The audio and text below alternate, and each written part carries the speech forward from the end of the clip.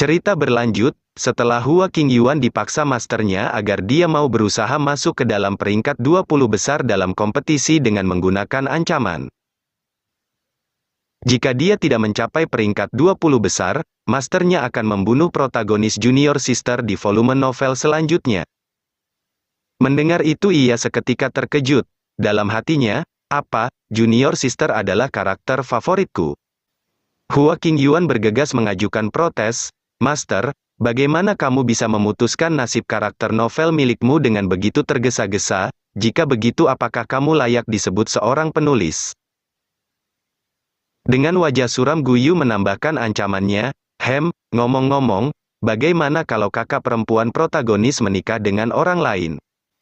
Mendengar ancaman kedua dari masternya, membuat Hua Qingyuan semakin panik. Dengan kesal ia berkata, Master, kamu benar-benar sangat kejam. Dalam hatinya, itu adalah karakter favorit kedua saya.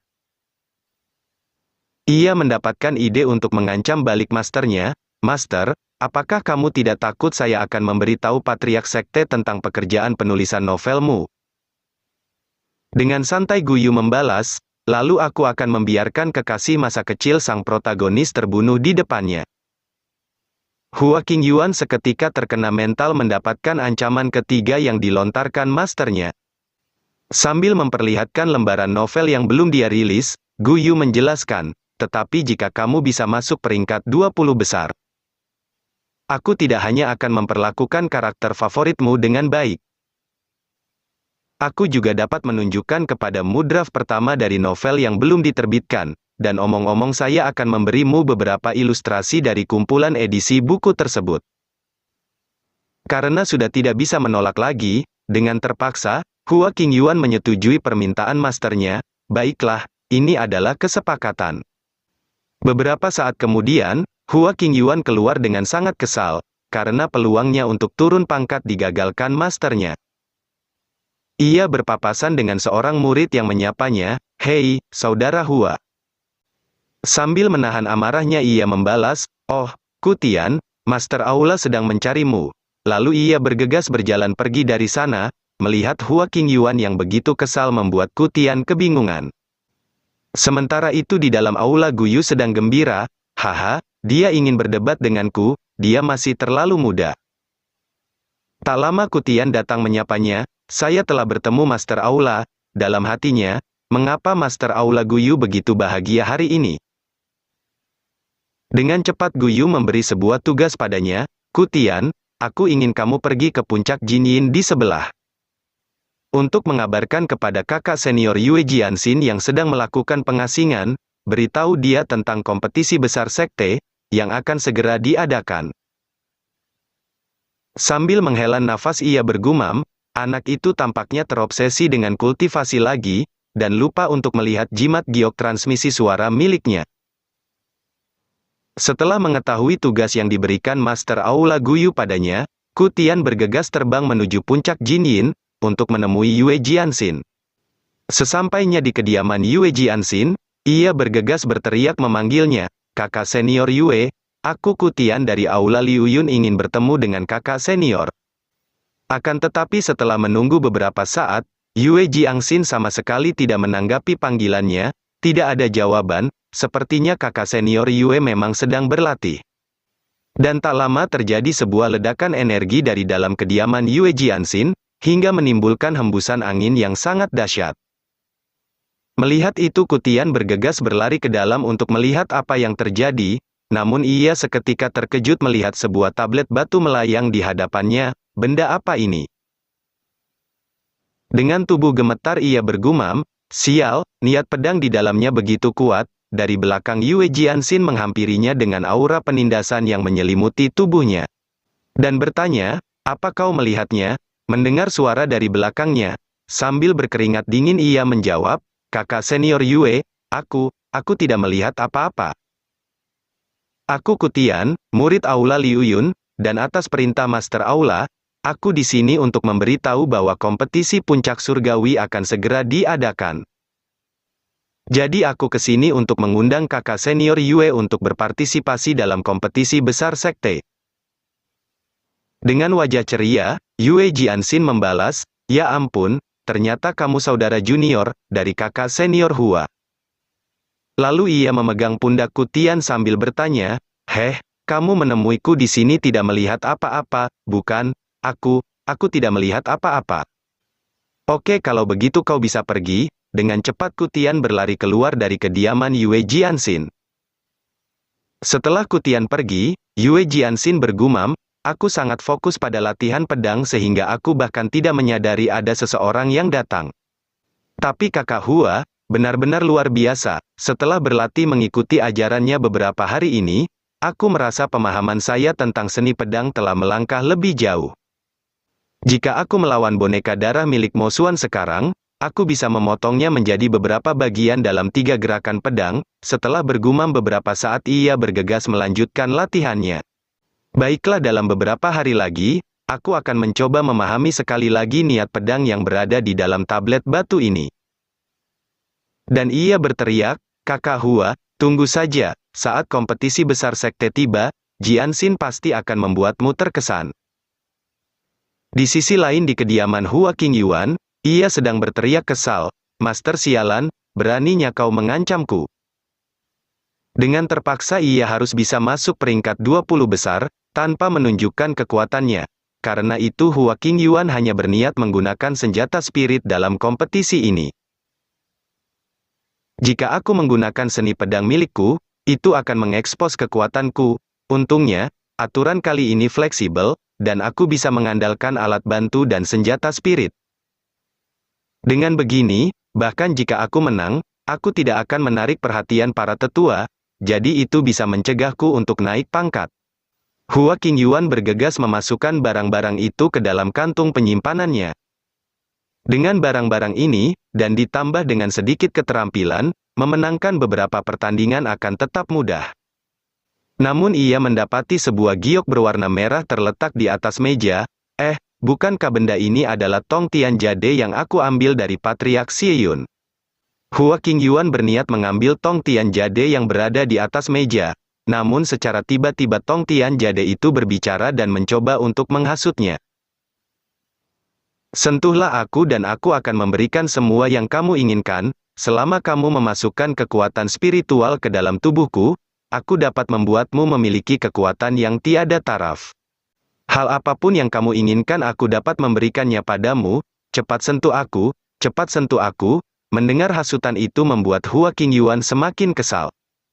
Namun tong Tian Jade itu masih meneruskan hasutannya, "Selama kamu memasukkan sedikit kekuatan spiritual, kamu bisa mendapatkan kekuatan tak terbatas, ayo cepat sentuh aku."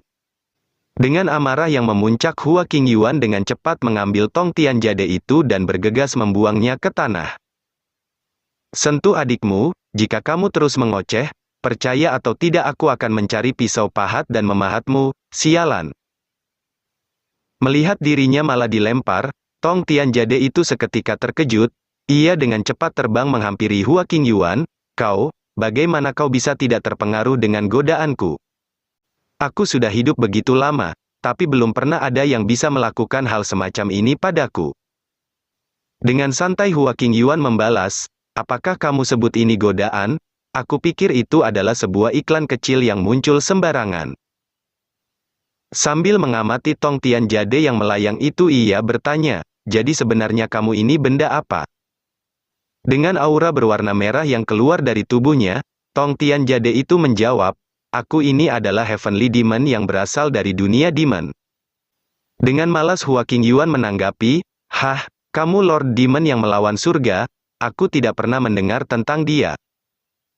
Melihat Hua Qingyuan yang begitu acuh padanya sontak membuatnya kesal, "Lancang, pada saat itu, aku datang ke dunia ini dengan para iblis, dan setelah para iblis pergi aku tetap tinggal di sini. Jadi dalam hal senioritas, kalian para kultivator di alam Changyuan harus menghormatiku dan memanggilku Lord." Setelah mendengar penjelasan tong Tian Jade itu, Hua Qingyuan membalas, "Oh, jadi kamu adalah sebuah pion yang telah ditelantarkan? Kau beraninya menghina diriku." Dan dengan kesal ia menantang Hua Qingyuan. "Jika kamu memang berani, coba masukkan energi spiritual milikmu ke dalam tong Tian Jade ini, aku pastikan akan memberimu pelajaran secara langsung." Bukannya takut, Hua Qingyuan malah sedikit tertarik untuk mencobanya. Jadi Tong Tian Jade ini memiliki ruang rahasia di dalamnya. Itu benar, jadi bagaimana bocah, apa kamu tidak berani masuk ke sini menemuiku? Tanpa ragu Hua Qingyuan langsung memasukkan kekuatan spiritual miliknya ke dalam Tong Tian Jade itu.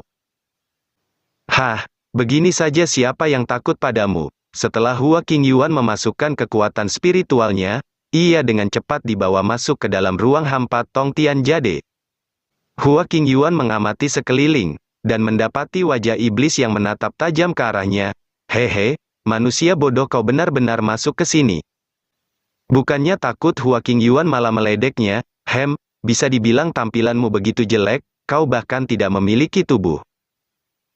Lancang, aku adalah iblis Tong Tian, kamu hanyalah manusia lemah. Beraninya bicara seperti ini padaku. Dengan ekspresi malas, Hua Qingyuan membalas, kenapa kamu menyebut dirimu iblis lagi? Iblis Tong Tian menjelaskan, berhentilah berbicara omong kosong, iblis adalah rasku, dan Raja Iblis adalah posisiku, sedangkan iblis Tong Tian adalah gelar kehormatanku. Mendengar penjelasannya yang begitu rumit membuat Hua Qingyuan menjadi bosan. Kenapa begitu rumit? Begini saja, karena seluruh tubuhmu berwarna purple dan kau adalah ras iblis, aku akan memanggilmu Demon Purple. Demon Purple membalas, hei, panggil namaku dengan benar, panggil aku Lord Tong Tian. Dengan wajah suram Hua Qingyuan menanggapi, hehe, baiklah Demon Purple. Mendengar itu sontak membuatnya semakin kesal, beraninya kau binatang kecil. Namun ia masih mencoba untuk sabar. Kamu hanya bisa sombong untuk sementara, aku adalah penguasa ruang ini, apakah menurutmu, kamu bisa keluar sesuka hati setelah masuk ke sini? Dengan santai Hua Qingyuan bertanya, oh, jadi begitu, lalu bagaimana caraku keluar dari sini? Ia menjelaskan, cara pertama, adalah mendapatkan izin dariku, tetapi dengan sikapmu tadi, itu sama sekali tidak mungkin bagiku untuk melepaskanmu. Sedangkan yang kedua, kau bisa bertransaksi denganku.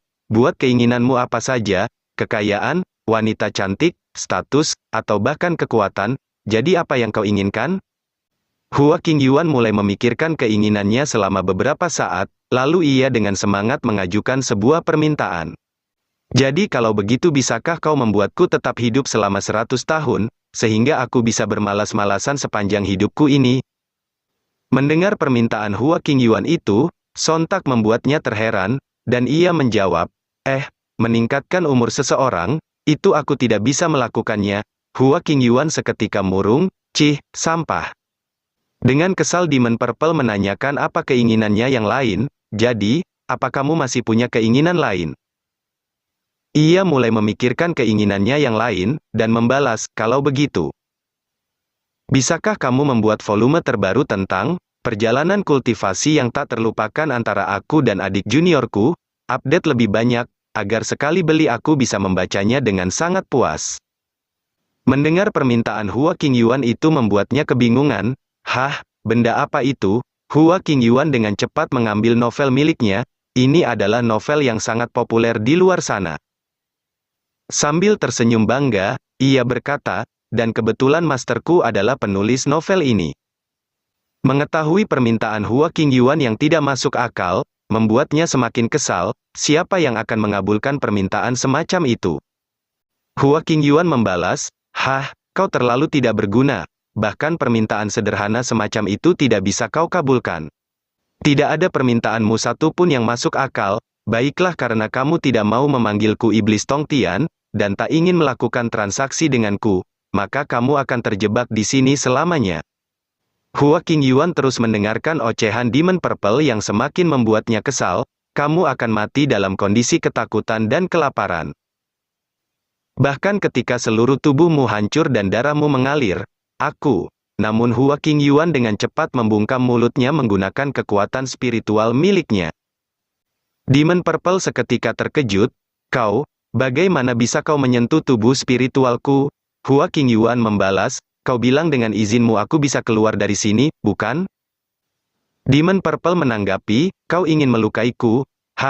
Kecuali kau bisa menggunakan hukum Dao Agung, Tetapi jika kau tidak bisa, kau sama sekali tidak bisa melukai tubuhku sedikit pun. Namun ia seketika berkeringat dingin melihat Hua Qingyuan yang menggunakan sebuah teknik, sambil berkata, benarkah yang kamu katakan, kalau begitu itu sungguh sebuah kebetulan. Jika mengenai hukum Dao Agung, melihat teknik yang digunakan Hua Qingyuan membuatnya terkejut, apakah itu adalah Ki Pedang? Terlihat Hua Qingyuan yang berdiri menggunakan Dao Agung Pedang. Kebetulan aku memiliki pemahaman yang tidak seberapa tentang hal ini. Dan setelah beberapa saat, Hua Qingyuan telah berhasil keluar dari ruang hampa Tong Tianjade. Hehe, tak disangka kali ini, aku justru mendapatkan panen secara tak terduga. Terlihat kejadian sebelumnya, Demon Purple telah dipukuli Hua Qingyuan hingga babak belur, dan ia memberikan semua barangnya kepada Hua Qingyuan. Tuan Qingyuan, apakah benda-benda ini cukup untukmu? Yah, tidak apa-apa, itu semua masih bisa ku terima. Setelah semua kejadian itu, ia menyimpan kembali Tong Tianjade itu ke dalam sakunya dan berniat pergi tidur. Dengan beberapa benda berharga yang diberikan Demon Purple padaku, sekarang aku bisa tidur dengan tenang. Masih ada 2 hari sebelum kompetisi besar sekte diadakan, sebaiknya aku memanfaatkan waktu yang tersisa ini untuk bersantai. Sementara itu di tempat lain, tepatnya di sebuah gua, terlihat seorang murid sekte pedang Qingyun yang belum diketahui siapa dia, sedang berlutut di hadapan orang dari sekte iblis. Orang dari sekte iblis itu bertanya, pada kompetisi besar sekte kali ini, berapa peluangmu untuk menang? Murid sekte pedang Qingyun membalas, dengan harta berharga yang diberikan Tuan, masuk ke 5 besar seharusnya bukan menjadi hal yang sulit. Itu bagus, juga berkat informasi yang telah kamu berikan padaku, aku dapat mengambil kembali mutiara jiwa darah. Murid sekte pedang Qingyun membalas, jika bukan karena Tuan yang menyelamatkanku saat itu, aku juga tidak akan hidup sampai sekarang. Jadi sekarang aku bersedia berjalan melewati api atau bahkan menyelam ke dalam air mendidih demi Tuan. Haha, baguslah kalau kamu memiliki keinginan seperti itu. Orang dari sekte iblis itu menjelaskan, setelah kamu mendapatkan tempat dalam kompetisi puncak surgawi, aku akan membawamu pergi dari sekte pedang Qingyun. Dengan wajah serius ia berteriak, Tuan yakinlah, tidak peduli apapun harga yang harus dibayar, aku pasti akan menyelesaikan misi kali ini. Mendengar jawaban dari mata-matanya dari sekte pedang Qingyun, membuatnya gembira, hehe, itu bagus.